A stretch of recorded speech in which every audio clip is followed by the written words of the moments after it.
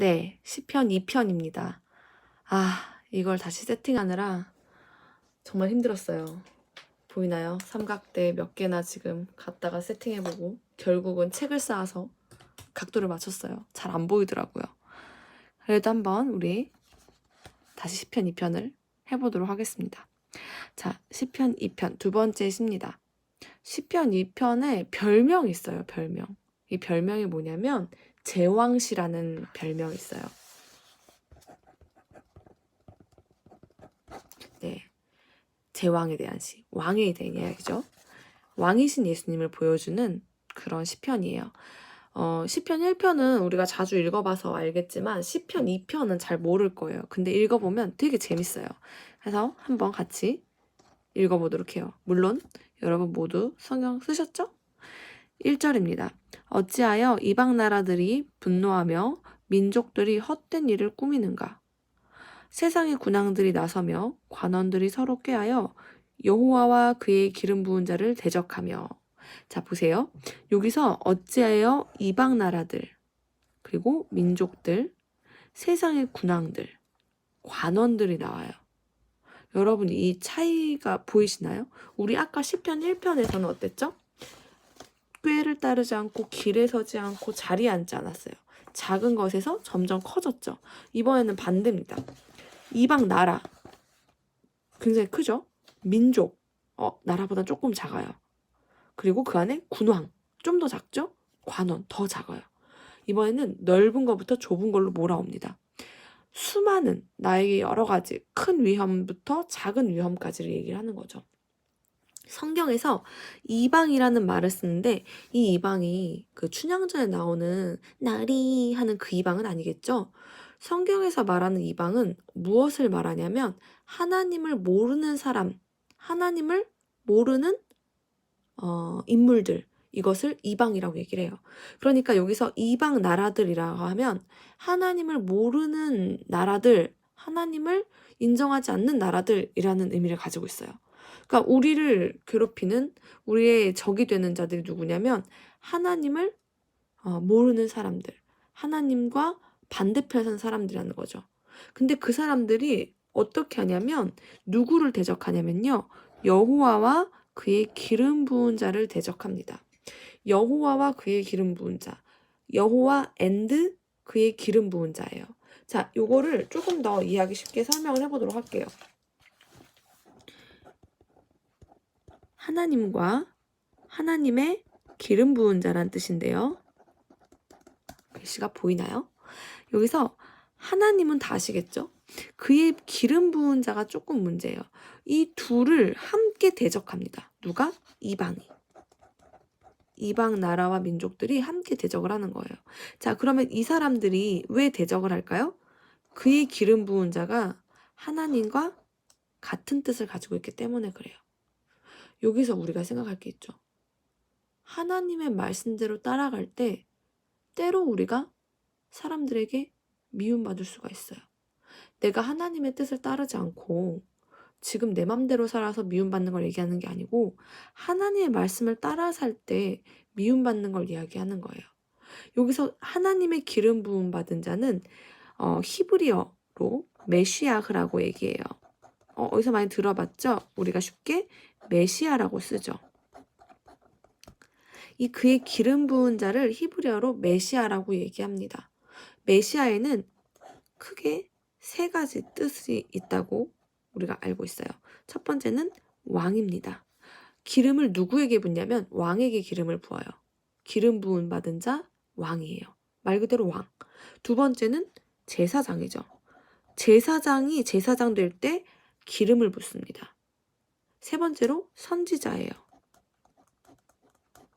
선지자가 선지자로서 사명을 받을 때 기름 부음을 받아요. 우리도 마찬가지죠. 왕, 제사장, 선지자. 누구죠? 예수님을 말하는 거죠. 예수님은 메시아이신 거죠. 여러분, 예수님이 십자가에 못 박혀 죽으셨어요. 죽으셔서 우리의 죄를 해결하셨어요. 예수님이 부활하셨어요. 그래서 우리의 죽음을 해결하셨어요. 여러분 그러면 중요한 게 있어요. 예수님이 부활하셨어요? 뭘로 부활했죠? 몸으로 부활했나요?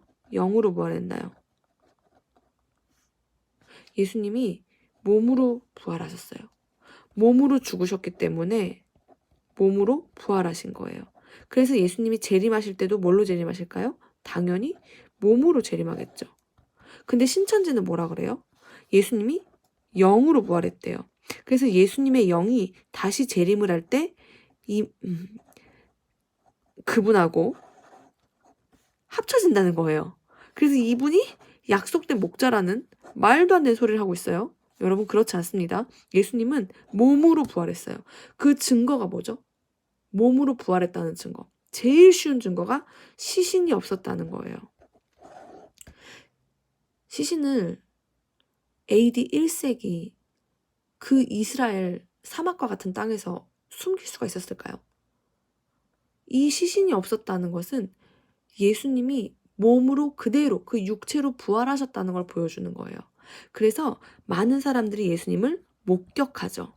심지어 도마와 같은 사람들은 예수님을 만지기까지 해요. 그리고 예수님이 승천하셨어요. 근데 승천하실 때 사람들이 영안이 열려서 예수님의 승천을 본 게 아니죠. 모든 사람이 예수님의 승천을 목격했어요. 그리고 천사들이 뭐라 하죠? 너희가 본 그대로 다시 내려와요. 뭐 타고? 구름 타고. 정확히 말하면 구름과 함께 내려오시는 거죠. 그래서 예수님은 몸으로 죽으셨고 몸으로 부활하셨고 몸으로 재림하실 거예요. 이 땅에 있는 누군가와 결합해서 예수님이 오시는 게 아니에요. 어느 곳에 오시는 게 아니에요. 마지막 때 예수님께서 재림하실 때는 공중에서부터 하늘에서부터 재림을 하시게 되는 거죠. 자, 메시아에 대한 얘기입니다. 다시 넘어갈게요. 여호와와 기름 부은 자를 대적해요. 기름 부은 자 함께. 왜? 하나님의 편에 서 있기 때문에 그래요.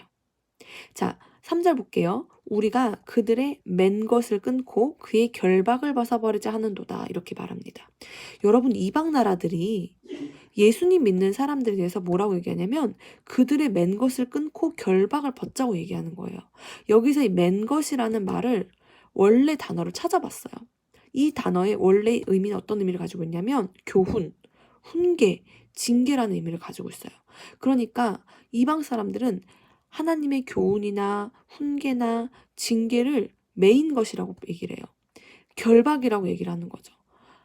여러분 하나님의 말씀은 메인 것이 아니고 결박이 아니에요. 우리를 보호해 주는 거고 우리를 지켜주시는 거죠. 이렇게 말하는 이방 사람들에게 하나님이 하늘에 계신 하나님께서 웃으셔요.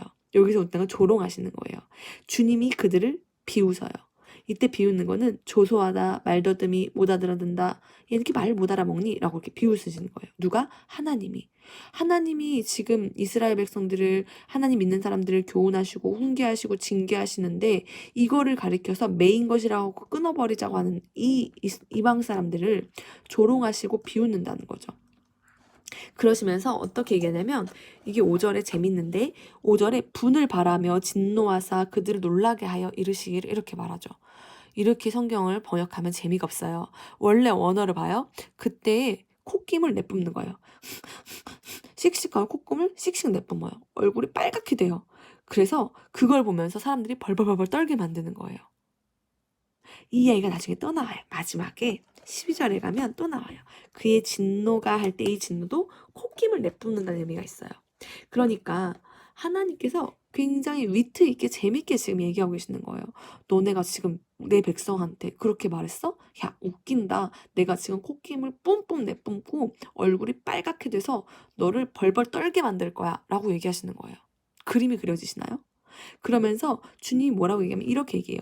내가 나의 왕을 내 거룩한 산 시온에 세웠다 하리로다. 여러분 여기서 왕이 누구겠어요? 가까이는 지금 뭐 눈앞에 보이는 다윗 왕이나 그런 왕이겠지만 이 왕은 결국 예수님을 상징하는 거죠. 내가 나 여호와의 명령을 전하노라.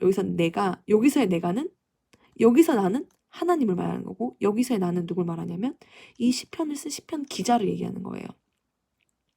내가 여호와의 명령을 전하노라. 기록한다라는 의미가 있어요. 여호와께서 내게 이르시되 너는 내 아들이라. 오늘 내가 너를 낳았도다. 여러분 여기서 나타는 말은요. 고통과 함께하는 나타라는 말이에요. 고통이 동반되는 말입니다. 여러분, 하나님은 우리를 고통 가운데 낳으셨어요. 그냥 공짜로 낳으신 게 아니라 십자가의 고통으로 우리를 낳으신 거죠. 자, 그래서 뭐라고 얘기하죠?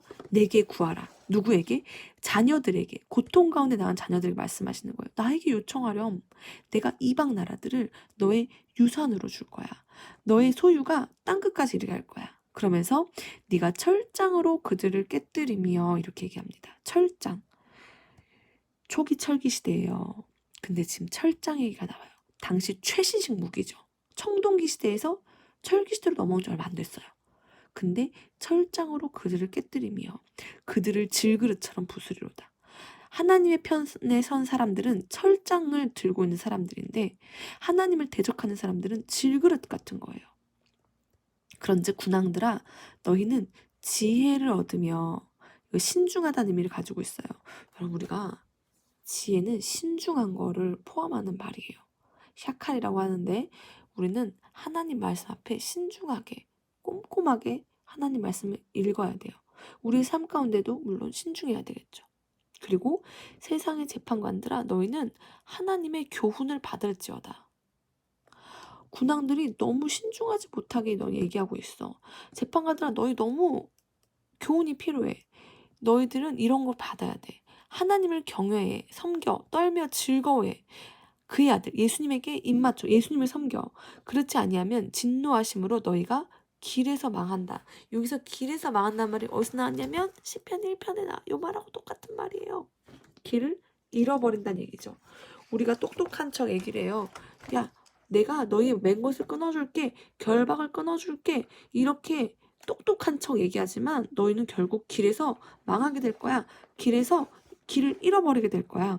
왜? 하나님이 진노하심이 급하시니까. 주님의 콧김이 뿜뿜 내뿜어지시니까 너 빨리 하나님께 돌아오란 얘기예요. 그러면서 하나님 뭐라고 했냐면 오늘 마지막 절입니다. 여호와께 피하는 모든 사람은 다 복이 있도다. 하나님께 피하는 사람은 복이 있어요. 이 복 어디 나왔죠? 앞에 1장 1절에 나왔죠. 복 있는 사람. 이 복 있는 사람은 하나님께 피하는 사람이에요. 자, 우리가 하나님께 피하는 저와 여러분이 되었으면 좋겠습니다. 끝!